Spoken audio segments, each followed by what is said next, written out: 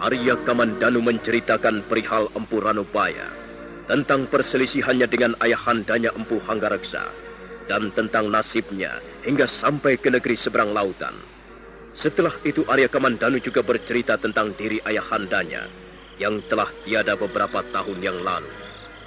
Empu Lunggah kelihatan sangat sedih mendengar berita tentang dua orang adik seperguruannya yang ternyata telah pergi mendahuluinya. Selanjutnya Arya Kamandanu bercerita tentang lempengan-lempengan batu yang terdapat di dalam goa di mana biasanya Empu Ranubaya memuja semedi. Tutur Tinula Naga Puspa Kresna. Jadi rupanya Adi Ranubaya berusaha untuk melestarikan ilmu kanuragan naga puspa. Iya, Bapak. Nampaknya memang begitu. Tapi apa yang telah diwariskan oleh Paman Ranubaya ternyata hampir tiada artinya bagi saya. Karena saya tetap tidak mampu menyelami ataupun memahami rahasia di balik goresan-goresan di atas lempengan-lempengan batu itu. Paman Wiro telah berusaha untuk memecahkan teka-teki itu, Bapak Lunggah. Kemudian kami bertiga bersepakat untuk merumuskannya bersama-sama. Kesimpulan apa yang telah kalian peroleh, Nini Sakawuni? Kami menemukan inti daripada gerakan-gerakan itu. 4 lempengan batu merupakan gerakan jurus-jurus cakar naga. 4 lempengan batu yang lain merupakan gerakan jurus petit naga atau ekor naga, Bapak. Sedangkan 4 lempengan batu yang terakhir merupakan gerakan jurus-jurus Raja Naga. Apakah memang benar demikian, Bapak Lunggah? Coba saya ingin melihat lebih jelas lagi enggak? Nih lo Cinggan. Nih, coba kemari. Sebentar, Nduk.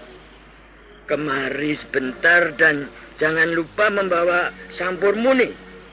Bawalah selendang yang biasa kau gunakan untuk menari.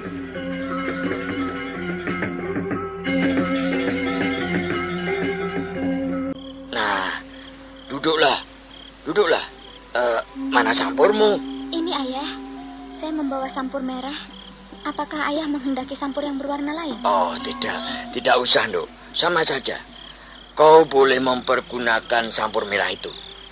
Sekarang berdirilah nih. Untuk apa, Ayah? Iya, berdirilah. Saya ingin memperlihatkan sesuatu kepada Angger berdua ini. Ayo nih, berdirilah. Dan kenakanlah sampur itu di pinggangmu. Baik, Ayah. Ya. Luh Jinggan kemudian berdiri sambil mengenakan sampurnya. Gadis desa yang manis itu bertambah manis di bawah temaram cahaya lampu minyak jarak yang terletak di sudut ruangan bilik. Arya Kamandanu dan Sakawuni menggeser tempat duduknya agak ke belakang. Sekarang cobalah kau peragakan tari-tarian Nisa Carana Ginindo. Tidak usah bersungguh-sungguh. Yang penting gerakannya benar, hitungannya benar, dan sudut-sudutnya juga benar nih. Tidak mau, Ayah. Tidak mau. Loh, kok tidak mau? Ayo nih. Kau harus membantu mereka. Angger Kamandanu dan Nini Sakawuni sudah datang dari jauh. Mereka sangat ingin menyaksikan kembali tari-tarian Nisa Carana Gini.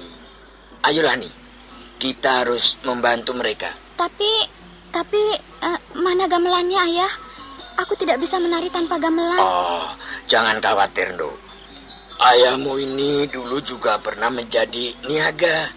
Dan sekarang ayahmu akan menjadi niaga sekaligus gamelannya. Bagaimana bisa begitu, Ayah? Ayah menjadi gamelan. Oh, plak, plung, plak, plung, cekur. Plak, plung, plak, plung, cekur. Nah, ini kan gamelan nih. Mulut ayah ini bisa menjadi gamelan yang sangat merdu, Nduk. Kau tidak percaya ya? Tidak mau. Masa gamelannya mulut? Tidak bagus, Ayah. Sudahlah, Nduk. Itu tidak penting.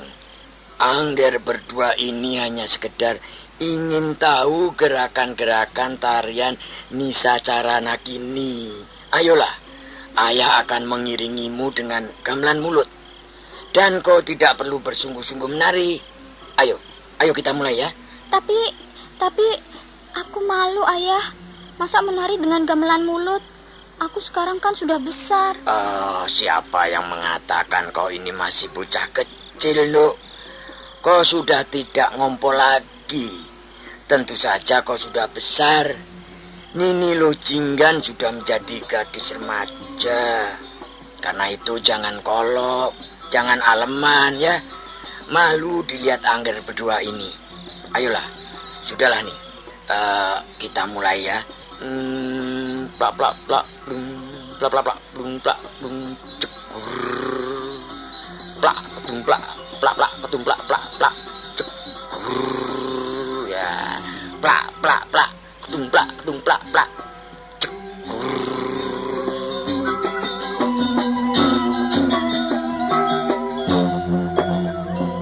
Plak plak kedimbang kedimbang tak talak bang dung dung plak plak dung tak dung dung dung tak dung neng ong neng dung neng nong neng dung plak plak plak plak dung plak plak dung tak neng nong neng dung tak plak plak plak plak plak. Sudah, Ayah. Sudah. Aku sudah lelah. Tahan dulu, Nduk. Jangan pergi dulu. Tetap saja berdiri di situ. Bukankah sudah selesai? Aku sudah lelah. Sabar nih, sabar. Ayah masih membutuhkan bantuanmu. Nah, berdiri dulu di sini ya. Nah, coba angkat kedua belah lenganmu. Nah, kemudian tebarkan ke kiri dan ke kanan. Lurus. Ya, bagus. Nah, coba lihat, Nger. Bentuk ini adalah inti daripada gerakan jurus-jurus cakar naga. Sudah, Nduk, sudah. Nah, sekarang buanglah sampurmu ke belakang. Nah, dan tahanlah dengan kedua belah tanganmu. Sementara condongkan badanmu ke arah depan. Ya, begitu. Nah, lihat, Nger. Inilah bentuk yang merupakan inti daripada gerakan jurus-jurus ekor naga atau pedit naga. Nah, sekarang bagian ketiga dari tarian Nisacara Nagini. Coba buanglah sampurmu ke samping kanan dan kiri, Nduk. Nah, lalu buatlah gerakan Padmasana. Nah, perlihatkanlah telapak tanganmu ke depan. Iya, begitu. Nah, lihat, Nger.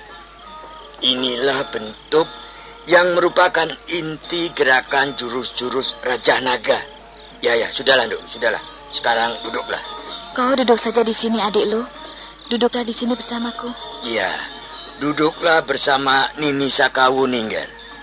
Kau tidak usah malu-malu, Lojinggan.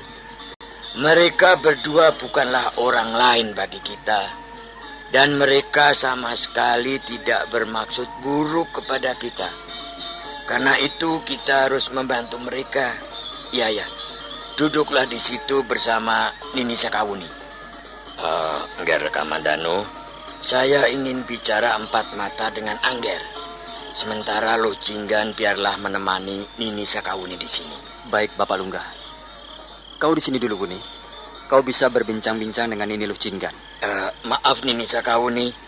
Ada hal-hal yang bersifat sangat pribadi yang ingin saya utarakan kepada Angger Kamandanu. Nini Sakawuni bisa menunggu di ruangan ini bersama Lojinggan. Silakan, Bapak Lungga. Silakan. Biarlah saya ngobrol dengan adik lu di sini. Oh iya, bagaimana aku harus memanggilmu? Aku sudah tahu namamu Sakawuni, tapi aku tidak tahu bagaimana seharusnya aku memanggilmu. Aku lebih tua dari usiamu, adik lu. Karena itu, semestinya kau memanggilku dengan sebutan kakak. Baiklah, aku akan memanggilmu dengan sebutan kakak. Kakak Wuni. Kau hanya tinggal berdua saja di pondok ini bersama Bapak Lungga? Iya, Kakak Wuni. Kami hanya tinggal berdua saja. Dan Kakak Wuni, apakah Kakak Wuni masih mempunyai orang tua? Aku masih mempunyai seorang ibu. Ibuku tinggal di sana. Jauh letaknya dari sini. Ibuku tinggal di atas puncak bukit Panampihan. Sedangkan ayahku sudah meninggal beberapa waktu yang lalu. Siapakah Arya Kamandanu itu? Apakah suamimu? Tidak. Dia hanya teman biasa. Kami berdua sekarang ini bekerja di Istana Majapahit. Arya Kamandanu bertugas sebagai pelatih ulah kanuragan, membantu Paman Lembusora. Demikian pula aku. Kami berdua sama-sama menjabat sebagai pelatih ulah kanuragan prajurit-prajurit Majapahit. Hebat sekali. Kalau begitu, Kakak Uni dan Kakang Arya Kamandanu adalah pendekar-pendekar. Sebenarnya kami hanya mempunyai kemampuan sedikit tentang ulah kanuragan. Dan kami ingin menyumbangkan pengetahuan kami yang sedikit itu untuk membantu negeri Majapahit yang sedang membangun. Aku tidak percaya bahwa Kakak Uni dan Arya Kamandanu hanyalah teman biasa. Hubungan kalian sudah sangat akrab. Sepertinya hubungan kalian melebihi dari hubungan sesama teman. Hubungan antara sesama teman, antara sesama dua orang sahabat, juga bisa menjadi sangat akrab dan baik, adik lu. Bukankah seharusnya demikian? Kita harus menjalin hubungan baik dengan siapa saja yang menjadi sahabat kita. Mungkin juga begitu. Aku sangat kurang pengalaman. Aku hampir tidak pernah mempunyai teman. Temanku hanyalah Jamantara. Kupikir jika ada seorang laki-laki dan perempuan berhubungan sangat akrab, sedangkan mereka bukanlah sanak saudara, tentulah mereka itu pasangan suami istri. Ternyata memang adik lu kurang pengalaman. Rupanya Jamantara mengintip pembicaraan kita dari balik pintu. Jamantara, mengapa kau mendekam di balik pintu? Ayo, masuklah Jamantara. Jangan suka mengintip pembicaraan orang dari balik pintu, Jamantara. Itu tidak baik. Nah, duduklah di sini. Kau boleh duduk di sini, asal jangan mengganggu pembicaraan kami ya. Harimau putih itu lalu duduk di sebelah Luh Jinggan. Kepalanya diletakkan di atas pangkuan majikannya. Sungguh hebat harimau putihmu ini, adik lu. Dia bukannya hanya jinak, tapi nampaknya dia cukup mengerti keinginanmu. Jamantara sudah menjadi seperti anggota keluarga kami. Dia banyak belajar tentang tata cara kehidupan manusia kepada kami. Dia makan dengan teratur, dia tidur pun dengan teratur. Dan dia selalu ikut menjaga ketenangan serta kedamaian rumah ini. Aku hampir tidak percaya bahwa ada seekor binatang yang dapat mengenal tata cara kehidupan manusia. Jamantara ini dulunya juga seorang manusia seperti kita, Kakak Uni. Apa maksudmu, adik lu? Maksudku, dalam kehidupan yang lampau, Jamantara ini pun seorang manusia.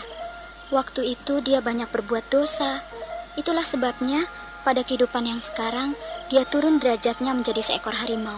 Siapa yang bercerita seperti itu? Ayah yang menceritakannya padaku. Dan Jamantara membenarkannya. Aneh sekali. Apakah Jamantara tahu bahasa manusia? Tentu saja dia tahu. Walaupun dia tidak dapat berkata-kata seperti kita, tapi dia tahu apa yang kita inginkan, apa yang kita maksudkan. Apakah Jamantara menyesali dosa-dosanya di masa lalu? Iya, dia sangat menyesali dosa-dosanya. Hal itu bisa kita lihat dari keadaannya sekarang. Bulu-bulunya berwarna putih. Itu sebagai pertanda bahwa Jamantara tetap masih mempunyai keinginan baik. Dan lihatlah pancaran matanya. Kadangkala Jamantara kelihatan sedih. Bahkan kadangkala dia menangis terseduh-seduh. Mungkin dia teringat peristiwa di masa lalunya. Cerita itu seperti sebuah dongeng saja, adik lu. Memang, Kakak Uni. Bagi orang yang tidak percaya, cerita-cerita seperti itu hanyalah sebuah dongengan belaka. Tapi aku tetap percaya. Aku yakin bahwa Jamantara dulunya adalah seorang manusia. Dan dia ingin kembali menjadi manusia untuk memperbaiki kesalahan-kesalahannya di masa lalu. Itulah sebabnya dia lain dari harimau-harimau yang lain. Dia sangat tekun mendengarkan apa saja yang kita ajarkan padanya. Apakah dia tahu bahwa sekarang ini kita sedang membicarakannya? Kakak Uni bisa langsung bertanya padanya. Cobalah tanyakan. Apakah dia tahu bahwa kita ini sedang membicarakannya? Tanyakan saja. Jamantara, kau tidak keberatan kalau kami membicarakan perihal dirimu? Jamantara, benarkah dulu kau adalah seorang manusia? Mengapa dia diam saja, adik lu? Jamantara, tidak dapatkah kau menjawab pertanyaan Kakak Uni? Jamantara, ada apa dengan dirimu? Hei, Jamantara, ada apa dengan dirimu? Wajahnya kelihatan murung dan sedih, adik lu. Pandangan matanya redup. Mungkin dia keberatan kita berbicara perihal dirinya. Benarkah demikian, Jamantara? Ayo, jawablah. Jamantara, Jamantara, mau kemana kau? Jamantara, mau kemana kau, Jamantara?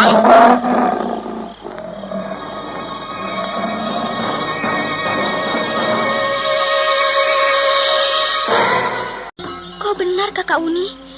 Jamantara agaknya keberatan kita berbicara perihal dirinya. Tiba-tiba saja dia pergi. Maafkan Jamantara, Kakak Wuni.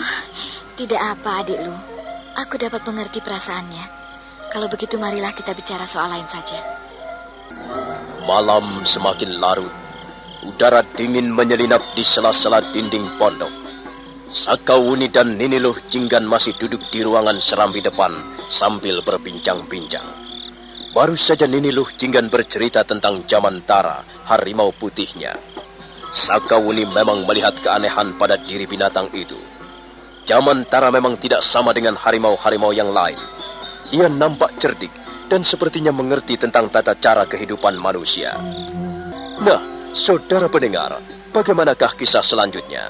Silakan menunggu seri berikutnya. Sampai jumpa.